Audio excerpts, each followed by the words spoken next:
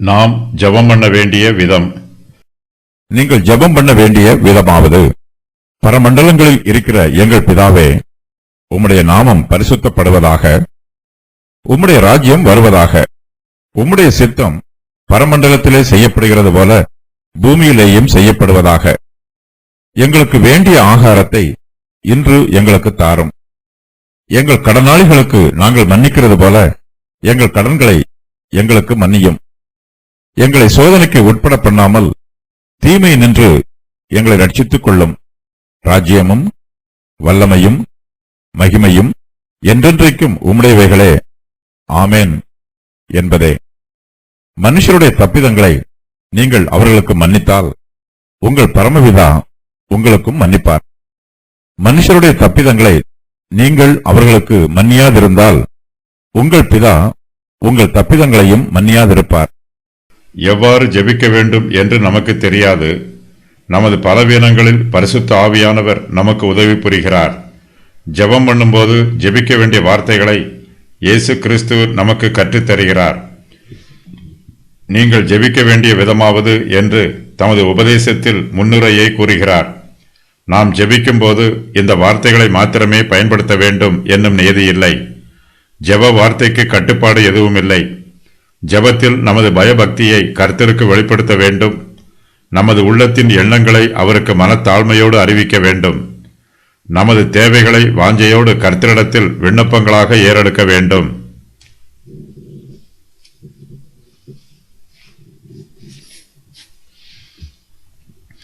இந்த வசன பகுதியில் கர்த்தர் கூறியிருக்கும் ஜெபம் நமக்கு ஒரு முன்மாதிரியாக கூறப்பட்டிருக்கிறது. பரிசுத்தவான்கள் கர்த்தரோடு எவ்வாறு ஜெபிப்பது என்பதற்கு இயேசு கிறிஸ்து இங்கு ஆலோசனைகளை கூறுகிறார். காலாகாலமாக திருச்சபைகளில் இந்த ஜெபங்களை ஏறெடுத்து வருகிறார்கள். இந்த ஜெபத்திற்கு கர்த்தருடைய ஜெபம் என்று பெயர். இந்த ஜெபத்தின் வார்த்தைகளை புரிந்து கொள்ளாமல் மனப்பாடம் பண்ணி சம்பிரதாயமாக ஒப்பிப்பதினால் பிரயோஜனம் எதுவும் இல்லை. அது வீண் வார்த்தைகளை அலட்டுவது போலத்தான் இருக்கும். அதே வேளையில் கர்த்தருடைய ஜெபத்தை நமது உள்ளத்தில் புரிந்து கொண்டு உள்ளத்தின் ஆழத்திலிருந்து ஜெபிக்கும் போது நமது ஜெபத்தின் மீது கர்த்தர் பிரியமாயிருக்கிறார். கர்த்தருடைய ஜெபம் பூமியில் இருந்து பரலோகத்திற்கு அனுப்பப்படும் கடிதத்தை போல் இருக்கிறது. இந்த கடிதம் கர்த்தராகிய நமது பிதாவுக்கு அனுப்பப்படுகிறது. அவருடைய முகவரி பரலோகம். கடிதத்தில் நமது விண்ணப்பங்கள் சேர்க்கப்பட்டுள்ளன. முடிவரையில் ராஜ்யம் நமது பிதாவுடையது என்று அங்கீகரிக்கிறோம். கடிதத்தின் இறுதியில் ஆமென் என்று கூறி அதற்கு முத்திரையிடுகிறோம். நமக்கு விருப்பமானால் இந்த ஜெபத்தை நாம் ஏறெடுக்கும் தேதியையும் இதில் சேர்த்துக் கொள்ளலாம். பரமண்டலங்களில் இருக்கிற எங்கள் பிதாவே, நீங்கள் ஜெபம் பண்ண வேண்டிய விதமாவது, பரமண்டலங்களில் இருக்கிற எங்கள் பிதாவே, உம்முடைய நாமம் மகிமைப்படுவதாக. பரலோகத்தின் தேவன் நமது பிதாவாக இருக்கிறார். அவரை அப்பா பிதாவே என்று அழைப்பது நமக்கு கொடுக்கப்பட்டிருக்கும் சிலாக்கியமாகும். அவரை பிதா என்று அழைக்கும் போது தேவனுக்கும் நமக்கும் இடையில் உள்ள நெருங்கிய உறவு வெளிப்படுகிறது. நாம் ஜெபிக்கும் போது நமக்காகவும் ஜெபிக்க வேண்டும், மற்றவர்களுக்காகவும் ஜெபிக்க வேண்டும், மற்றவர்களோடு சேர்ந்தும் ஜெபிக்க வேண்டும்.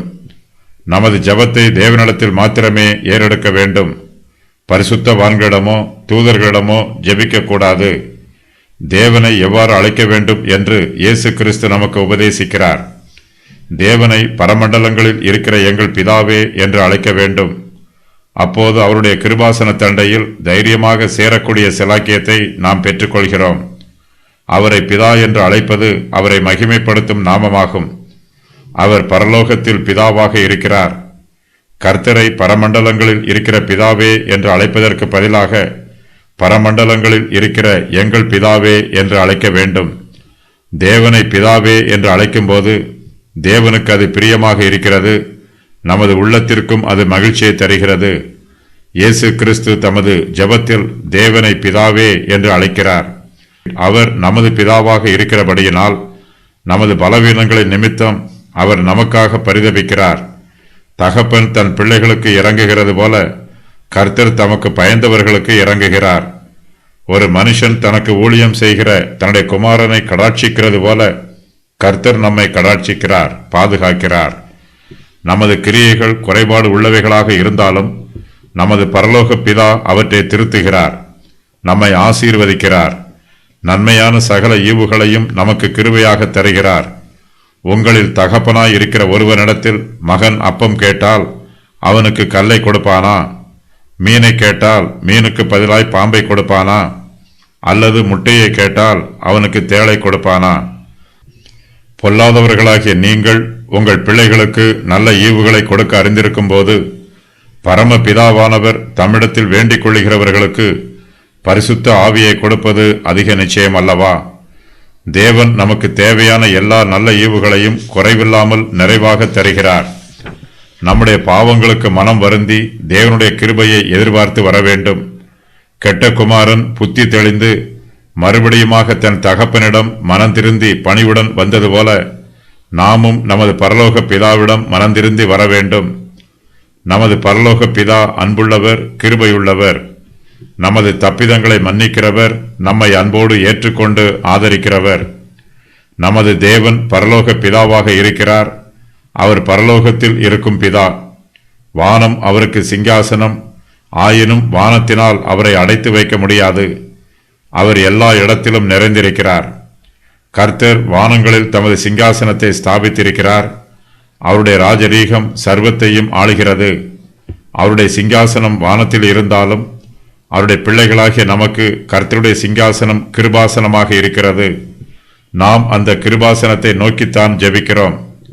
நமது இருதயத்தின் வாஞ்சைகள், நமது ஜீவியத்தின் தேவைகள், நமது உள்ளத்தின் பாரங்கள், நமது பலவீனங்கள் ஆகிய அனைத்தையும் நமது பரலோக பிதா முழுவதுமாக தெரிந்து வைத்திருக்கிறார். அவர் நமக்கு உதவி புரிய விரும்பும் சாதாரணமான பிதா அல்ல. அவர் பரலோக பிதா. அவரால் கூடாத காரியம் ஒன்றுமில்லை. தாம் விரும்புகிற அனைத்தையும் நமக்காக செய்து நிறைவேற்றுவார். நமக்காக பெரிய காரியங்களை செய்யக்கூடியவர். நாம் கேட்பதற்கும் வேண்டிக் கொள்வதற்கும் அதிகமாக நமக்கு செய்து நம்மை ஆசீர்வதிக்கிறவர். நமது தேவைகளையெல்லாம் சந்திக்கிறவர். நன்மையான எல்லா ஈவுகளும் பரலோகத்தில் இருந்தே வருகிறது. அவர் நமது பிதாவாக இருப்பதினால் அவருடைய சமூகத்திற்கு முன்பாக தைரியத்தோடு பிரவேசிக்க வேண்டும். அதே சமயத்தில் அவர் நமது பரலோக பிதாவாக இருப்பதினால் அவருடைய சமூகத்தில் பயபக்தியோடு பிரவேசிக்க வேண்டும். கர்த்தருடைய ஜெபத்தில் இயேசு கிறிஸ்து 6 விண்ணப்பங்களை பற்றி குறிப்பிடுகிறார். அவற்றில் முதலாவது 3 விண்ணப்பங்கள் கர்த்தருடைய மகிமையை போற்றுகிறது. மற்ற 3 விண்ணப்பங்கள் நம்மை பற்றியவை ஆகும். கர்த்தருடைய ஜெபத்தில் பயன்படுத்தப்பட்டுள்ள வார்த்தைகள் நமது ஜெப வாழ்க்கைக்கு மிகவும் முக்கியமானவையாகும். முதலாவது, தேவனையும் அவருடைய நீதியையும் தேட வேண்டும். பின்பு மற்ற காரியங்கள் எல்லாம் நமக்கு கூட்டி கொடுக்கப்படும் என்னும் சத்தியத்தை கர்த்தருடைய ஜெபம் தெளிவுபடுத்துகிறது. உம்முடைய நாமம் பரிசுத்தப்படுவதாக. ஜெபத்தில் நாம் தேவனுக்கு மகிமையை செலுத்துகிறோம். தேவனுடைய கிருபையையும் இரக்கத்தையும் பெற்றுக்கொள்வதற்கு முன்பாக நாம் தேவனை துதிக்க வேண்டும். அவருடைய பரிபூரணத்தினால் அவர் நமது துதிக்கு பாத்திரராக இருக்கிறார். அவரை துதிக்கும் போது பரிபூரணராகி அவருடைய கிருபை நமக்கு கிடைக்கிறது. நமது ஜெபத்தின் துவக்கமும் முடிவும் தேவனை துதிப்பதாகவே இருக்க வேண்டும். தேவனை மகிமைப்படுத்திக் கொண்டே இருக்க வேண்டும். நமது வேண்டுதல்களும் விண்ணப்பங்களும் தேவனுடைய மகிமைக்கு உட்பட்டதாகவே இருக்க வேண்டும். தேவனுடைய மகிமைக்கு விரோதமாக நாம் எதையும் விண்ணப்பம் பண்ணக்கூடாது.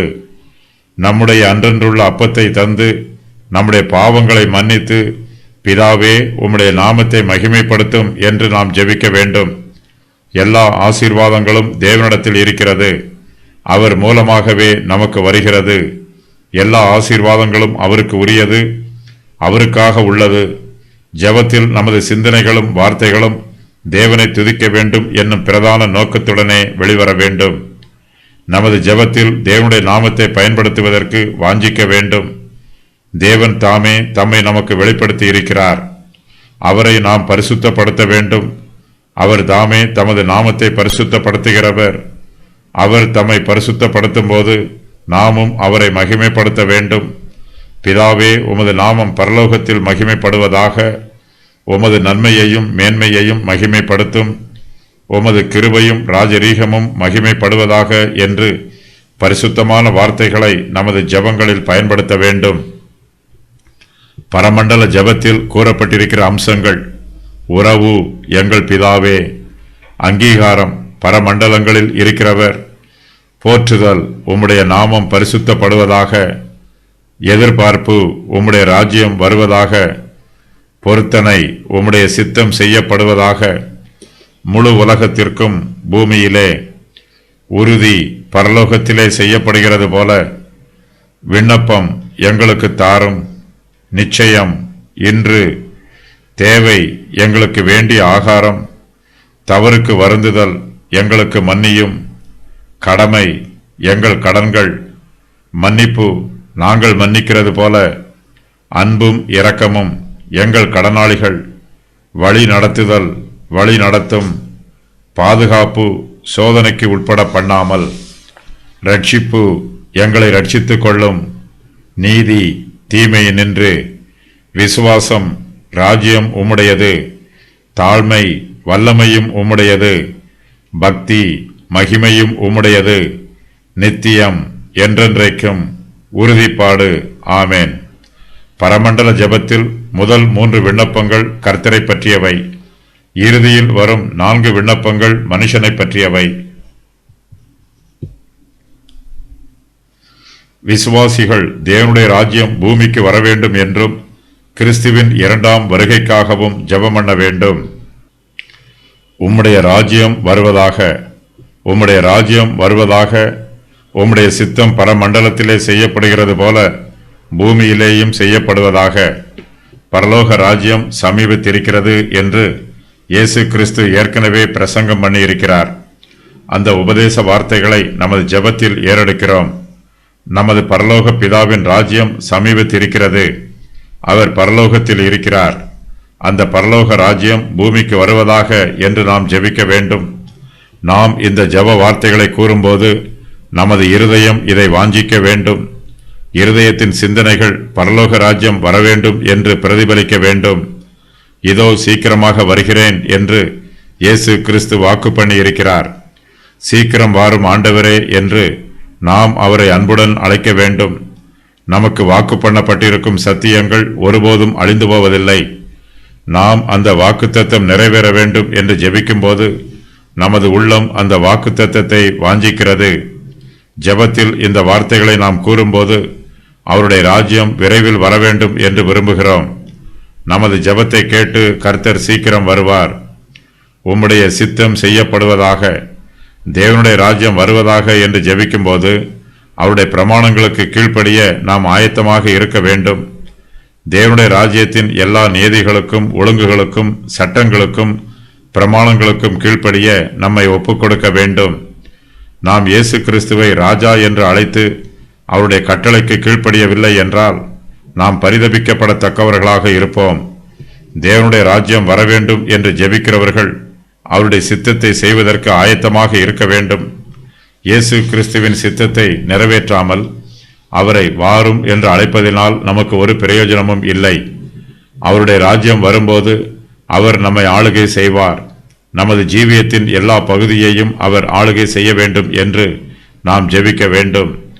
உம்முடைய சித்தம் பரமண்டலத்திலே செய்யப்படுகிறது போல பூமியிலேயும் செய்யப்படுவதாக என்று நாம் வாஞ்சையோடு ஜெபிக்க வேண்டும். என் சித்தம் அல்ல, உமது சித்தம் நிறைவேறட்டும் என்று இயேசு கிறிஸ்து பிதாவிடத்தில் விண்ணப்பம் பண்ணினார். உமக்கு சித்தமானதை செய்ய என்னை தகுதிப்படுத்தும் என்று நாம் ஜெபிக்க வேண்டும். உமது சித்தத்தை சரியாக புரிந்து கொள்வதற்கு தேவையான ஞானத்தை எனக்கு தந்து உமது சித்தத்திற்கு நான் பூரணமாக கீழ்ப்படிய எனக்கு கிருபை தாரும் என்று நாம் ஜெபிக்க வேண்டும். தேவனுடைய சித்தம் எல்லாமே நமக்கு சந்தோஷமானதாக இருக்க வேண்டும். தேவனுடைய கிரியைகளை கண்டு சந்தோஷப்படாமல் வருத்தப்படுகிறவர்கள் தேவனுடைய பிள்ளைகளாக இருக்க மாட்டார்கள். இவர்கள் தேவனிடத்தில் உமது ராஜ்யம் வருவதாக என்று ஜெபிக்க மாட்டார்கள். நம்முடைய ஜீவியத்தில் நாமும் தேவனுக்கு பிரியமான காரியங்களை மாத்திரமே செய்ய வேண்டும். தேவனுடைய சித்தம் பரமண்டலத்திலே செய்யப்படுகிறது போல பூமியிலேயும் செய்யப்பட வேண்டும். இந்த பூமியில் நமது வேலைகளை நாம் செய்ய வேண்டும். நமக்கு நியமிக்கப்பட்டிருக்கும் கடமைகளை நாம் நிறைவேற்ற வேண்டும். கர்த்தர் நமக்கு கொடுக்கும் வேலையை நாம் ஒழுங்காக செய்யவில்லை என்றால் அந்த வேலை அரைகுறையாக நிற்கும், நிறைவு பெறாது. தேவனுடைய சித்தம் பூமியிலே செய்யப்படும் போது இந்த பூமியும் பரலோகம் போல் இருக்கும். இங்கு தேவனுடைய சித்தம் பூரணமாக நிறைவேறும். தேவனுடைய சித்தத்தை பற்றிய சத்தியங்கள். உம்முடைய சித்தம் பரமண்டலத்திலே செய்யப்படுகிறது போல பூமியிலேயும் செய்யப்படுவதாக. நான் என்னை அனுப்பினவருடைய சித்தத்தின்படி செய்து அவருடைய கிரியையை முடிப்பதே என்னுடைய போஜனமாய் இருக்கிறது. எனக்கு சித்தமானதை நான் தேடாமல் என்னை அனுப்பின பிதாவுக்கு சித்தமானதையே தேடுகிறேன். கர்த்தருடைய சித்தம் என்னதென்று உணர்ந்து கொள்ளுங்கள். மனப்பூர்வமாய் தேவனுடைய சித்தத்தின்படி செய்யுங்கள். தேவனுடைய சித்தத்தின் பிரகாரம் ஜீவிக்க வேண்டும். எல்லா மனுஷரும் ரட்சிக்கப்படவும் தேவனை அறிகிற அறிவை அடையவும் அவர் சித்தமுள்ளவராய் இருக்கிறார். நீங்கள் இந்த பிரபஞ்சத்திற்கு ஒத்த வேஷம் தெரியாமல் தேவனுடைய நன்மையும் பிரியமும் பரிபூரணமுமான சித்தம் இன்னதென்று பகுத்தறியத்தக்கதாக உங்கள் மனம் புதிதாகிறதினாலே மறுரூபமாகுங்கள்.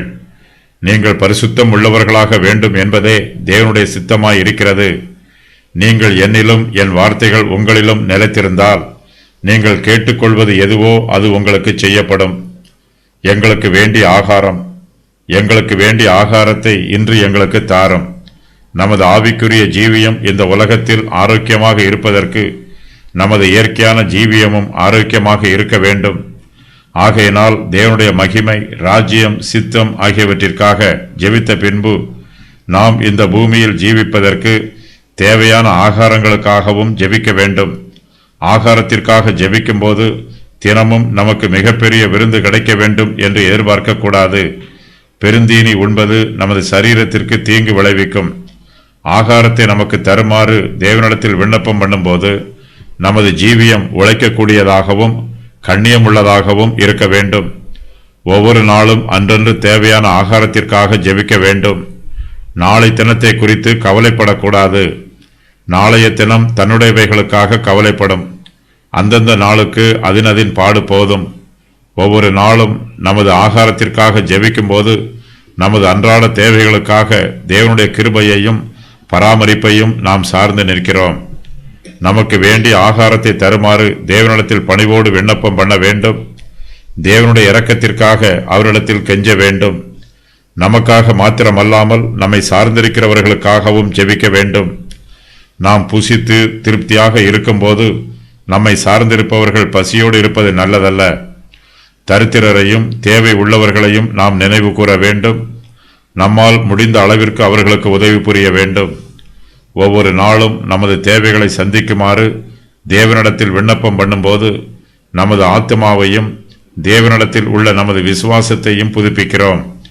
நமது சரீரத்தின் தேவைகளும் புதுப்பிக்கப்படுகிறது. ஆகாரம் இல்லாமல் நாம் ஒரு நாளை போக்கிவிடலாம். ஆனால் ஜெபிக்காமல் எந்த நாளையும் போக்கிவிடக்கூடாது. எங்கள் கடன்களை மன்னியும். எங்கள் கடனாளிகளுக்கு நாங்கள் மன்னிக்கிறது போல எங்கள் கடன்களை எங்களுக்கு மன்னியும். நமது பாவங்கள் மன்னிக்கப்படவில்லை என்றால் நித்திய நரகம் நமக்கு நியமிக்கப்பட்டிருக்கிறது. நமது பாவங்கள் மன்னிக்கப்படாமல் அன்றாடம் நாம் ஆகாரத்தை புசிப்பதினால் ஒரு பிரயோஜனமும் இல்லை. அடிக்கப்படுவதற்காக கொண்டு போகப்படும் ஆட்டுக்குட்டிக்கு எவ்வளவுதான் ஆகாரம் கொடுத்தாலும் அதனால் அந்த ஆட்டுக்கு ஒரு பிரயோஜனமும் இல்லை. அது விரைவில் மரிக்கப் போகிறது. அதுபோல நாம் பாவிகளாக இருக்கும்போது அன்றாடம் ஆகாரம் புசித்தாலும் அதனால் நமக்கு ஒரு பிரயோஜனமும் இருக்காது. அன்றன்றுள்ள ஆகாரத்தை எங்களுக்கு தாரும் என்று ஜெபிக்கும் போது அன்றன்றுள்ள பாவங்களை எங்களுக்கு மன்னியும் என்றும் ஜெபிக்க வேண்டும். பரலோக பிதா நமது கடன்களை நமக்கு மன்னிக்க வேண்டும். நமது பாவங்களே நமக்கு கடன்களாக உள்ளன. நமது கடமைகளை நிறைவேற்றுவதில் நாம் கடன்பட்டிருக்கிறோம். நமது சிருஷ்டிகருக்கு நாம் கடன்பட்டிருக்கிறோம். நாம் பட்டிருக்கும் கடனை திரும்ப செலுத்தவில்லை என்றால் அந்த கடனுக்குரிய தண்டனை நமக்கு கொடுக்கப்படும். ஒவ்வொரு நாளும் நமது பரலோக பிதாவிடம் ஜெபிக்கும் போது எங்கள் கடன்களை மன்னியும் என்று விண்ணப்பம் பண்ண வேண்டும். கடன்கள் மன்னிக்கப்படும் போது நமது ஆத்மாவிற்கு ஆறுதல் உண்டாகும். நமது கடனாளிகளுக்கு நாம் மன்னிக்க வேண்டும். நமது கடனாளிகளுக்கு நாம் மன்னிப்பதினால் தேவன் நம்மையும் மன்னிக்க வேண்டும் என்று அவருக்கு கட்டளை கொடுக்க முடியாது. தேவன் தமது கிருபையினால் மாத்திரமே நம்மை மன்னிப்பார். எதையாவது ஒன்றை செய்து நமது மன்னிப்பை சம்பாதிக்க முடியாது. நமது கடனாளிகளுக்கு மன்னிப்பது நமது கடமை. பிறர் நமக்கு செய்திருக்கும் தவறுகளை தாங்கிக் கொள்ள வேண்டும், மன்னிக்க வேண்டும், மறக்க வேண்டும். நமது உள்ளத்தில் சமாதானமும் நமக்கு மன்னிப்பும் உண்டாக வேண்டும் என்றால் நாம் மற்றவர்களை மன்னிப்பது அவசியம். நாம் மற்றவர்களை மன்னிக்கும் போது தேவன் நம்மையும் மன்னிப்பார் என்னும் விசுவாசம் நமக்குள் உண்டாகும். தேவன் நமது தப்பிதங்களை மன்னிப்பதினால் நாமும் மற்றவர்கள் நமக்கு செய்யும் தப்பிதங்களை மன்னிக்க வேண்டும். நாம் மற்றவர்களை மன்னிப்பது தேவன் நம்மை மன்னித்திருக்கிறார் என்பதை வெளிப்படுத்தும் அடையாளமாகும். எங்களை சோதனைக்கு உட்பட பண்ணாதேயும், எங்களை சோதனைக்கு உட்பட பண்ணாமல் தீமையினின்று எங்களை ரட்சித்துக் கொள்ளும். ராஜ்யமும் வல்லமையும் மகிமையும் என்றென்றைக்கும் உம்முடையவைகளே, ஆமென் என்பதே. நமது பாவங்கள் மன்னிக்கப்பட வேண்டும் என்று ஜெபித்த பின்பு நாம் மறுபடியும் பாவத்தில் விழுந்து விடாதவாறு தேவன் நம்மை பாதுகாத்துக் கொள்ள வேண்டும் என்று ஜெபிக்க வேண்டும். தீமையில் இருந்து கர்த்தர் நம்மை ரட்சித்துக் கொள்ள வேண்டும் என்றும் நாம் சோதனைக்கு உட்படக்கூடாது என்றும் ஜெபிக்க வேண்டும். தீமை என்பது பிசாசை குறிக்கும் வார்த்தை. அவனே சோதிக்கிறவன். சாத்தான் நம்மை தாக்காதவாறு தேவன் நம்மை பாதுகாத்துக் கொள்ள வேண்டும் என்று ஜெபிக்க வேண்டும்.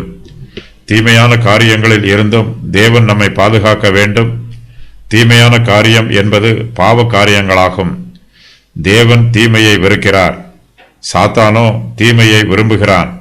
நம்மை தீமை செய்யுமாறு தூண்டுகிறான். பாவ காரியங்களை நாம் செய்யாதவாறு தேவன் நம்மை பாதுகாக்க வேண்டும் என்று ஜெபிக்க வேண்டும். நாம் பாவம் செய்தால் நமது ஆத்துமா அழிந்து போகும். நம்மை தீமைக்கு நேராக வழிநடத்தி சாத்தான் நம்மை அழித்து போட வகை பார்க்கிறான். தேவனுடையவைகள், ராஜ்யமும் வல்லமையும் மகிமையும் என்றென்றைக்கும் தேவனுடையவைகள். நமது விசுவாசத்தை உற்சாகப்படுத்தும் வார்த்தைகளினால் தேவன் நமது வாயை நிரப்ப வேண்டும். கர்த்தர் கொடுக்கும் ஆறுதலான வார்த்தைகள் தேவனிடத்தில் உள்ள நமது பக்தியை அதிகரிக்கும். தேவன் தம்மை பற்றி நமக்கு வெளிப்படுத்தி இருக்கிறார். தமது சுபாவத்தை நமக்கு காண்பிக்கிறார். அவரது மகிமையையும் மாட்சிமையையும் நமக்கு புரிய வைக்கிறார். ராஜ்யமும் வல்லமையும் மகிமையும் என்றென்றைக்கும் தேவனுக்கே உரியது என்னும் சத்தியம் தேவன் நமக்கு தம்மை பற்றி வெளிப்படுத்தியுள்ள வெளிப்பாடாகும். யாக்கோபு ஜெபத்தில் கர்த்தரோடு போராடினான். அதுபோல நாமும் போராடி ஜெபிக்க வேண்டும். நமது சுய பலத்தினால் போராட முடியாது. கர்த்தர் நமக்கு கொடுக்கும் பலத்தினால்தான் போராட முடியும். ராஜ்யம் தேவனுடையது. தேவன் நம்மை ஒரு ராஜாவைப் போல ரட்சிக்கிறார். ஒரு ராஜாவுக்குரிய ஆசீர்வாதங்களை நமக்கு தருகிறார். வல்லமை அவருக்குரியது. தேவனுடைய ராஜ்யத்தை பாதுகாக்கக்கூடிய வல்லமை அவரிடத்தில் உள்ளது. தம்முடைய ஜனங்களுக்கு எல்லா நன்மைகளையும் செய்யும் வல்லமையை தேவன் வெளிப்படுத்துகிறார். மகிமை தேவனுக்கு உரியது. தேவன் தமது மகிமையை தமது பரிசுத்தவான்களுக்கு வெளிப்படுத்துகிறார். தேவனிடத்தில் நாம் ஜெபிக்கும் போது அவருடைய மகிமையில் நம்மையும் பங்கு பெறச் செய்கிறார். ராஜ்யமும் வல்லமையும் மகிமையும் என்றென்றைக்கும் உம்முடையவைகளே என்று ஜெபத்தில் நாம் கூறும்போது தேவனை துதிக்கிறோம். அவருக்கு ஸ்தோத்திரம் செலுத்துகிறோம். தேவனோடு போராடி ஜெபிக்கும் போது நாம் அவரை துதிக்க வேண்டும். துதிப்பதன் மூலமாக தேவனுடைய இரக்கமும் கிருபையும் நமக்கு அதிகமாக கிடைக்கும். தேவனை துதிக்கும் போது அவருடைய கிருபையை பெற்றுக்கொள்ளும் சிலாக்கியம் நமக்கு கொடுக்கப்படுகிறது. நாம் தேவனை துதித்து மகிமைப்படுத்தினால்தான் அவர் மகிமையோடு இருப்பார், துதிக்கு பாத்திரராக இருப்பார் என்று நாம் தவறாக நினைக்கக்கூடாது.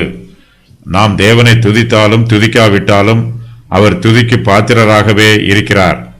நாம் தேவனுக்கு மகிமையை செலுத்தினாலும் செலுத்தாவிட்டாலும் அவர் மகிமை உள்ளவராகவே இருக்கிறார்.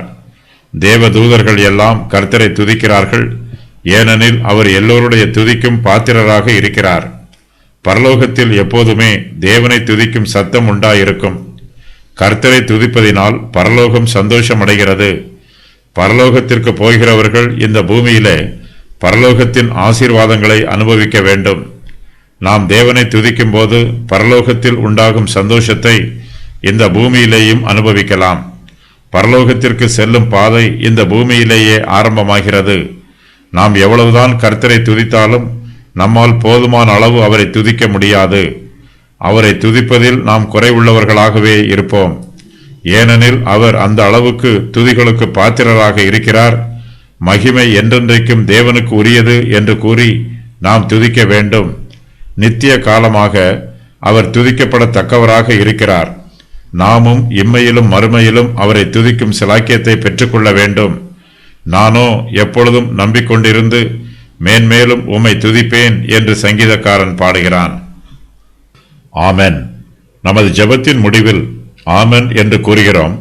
இதற்கு அப்படியே ஆக கடவது என்று பொருள். தேவன் ஆமென் என்று கூறும்போது அப்படியே உண்டாக கடவது என்று பொருள்.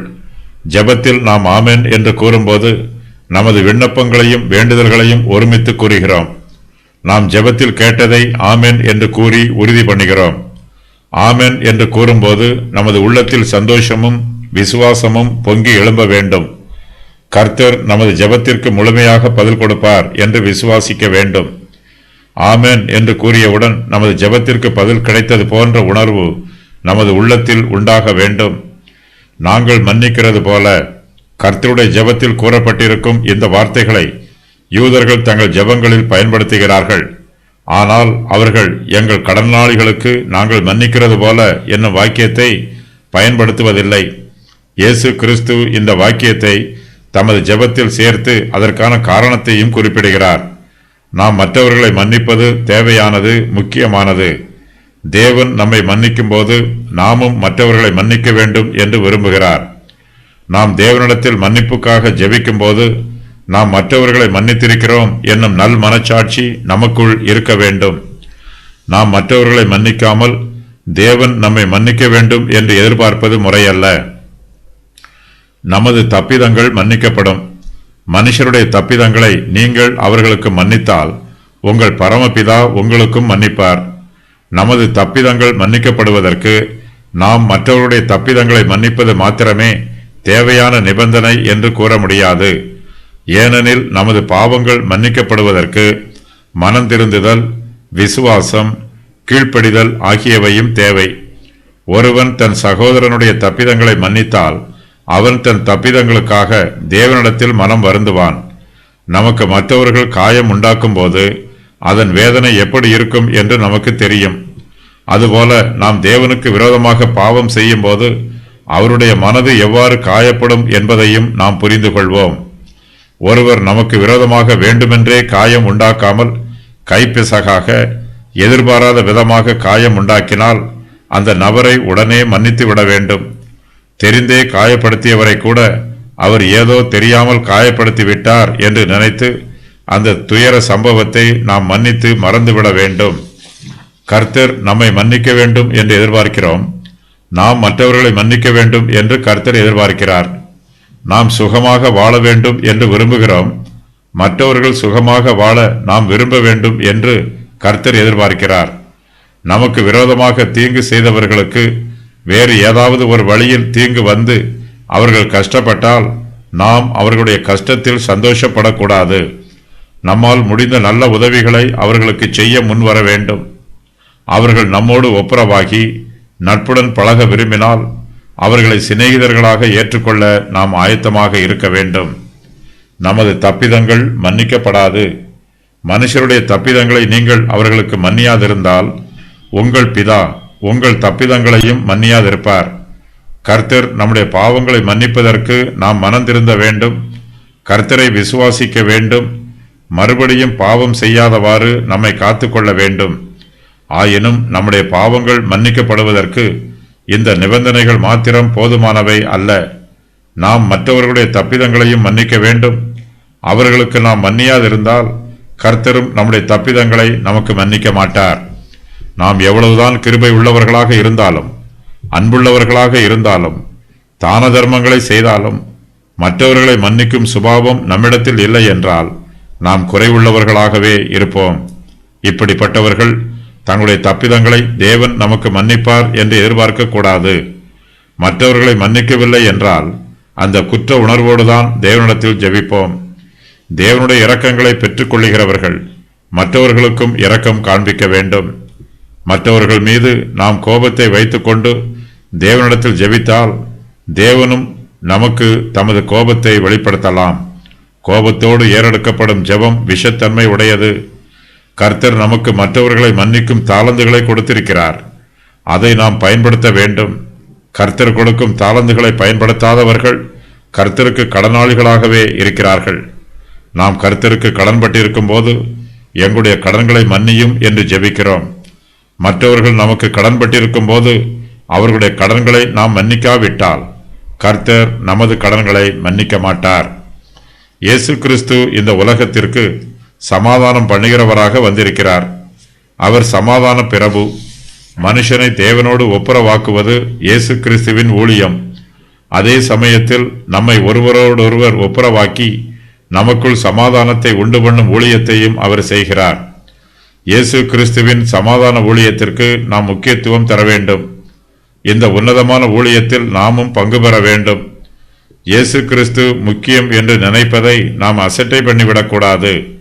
தேவனுடைய வார்த்தைக்கு நாம் முக்கியத்துவம் கொடுக்க வேண்டும். தேவன் பொறுமையாக இருக்கிறார் என்று நினைத்து அவருடைய வார்த்தையை அவமதித்து விடக்கூடாது. அவர் பொறுமை உள்ளவர், அதே சமயத்தில் அவர் நீதி உள்ளவர். நாம் மனுஷருடைய தப்பிதங்களை அவர்களுக்கு மன்னியாதிருந்தால் நமது பரலோக பிதா நமது தப்பிதங்களையும் மன்னியாதிருப்பார் என்பது இயேசு கிறிஸ்து நமக்கு கூறும் எச்சரிக்கையின் வாக்கியமாகும்.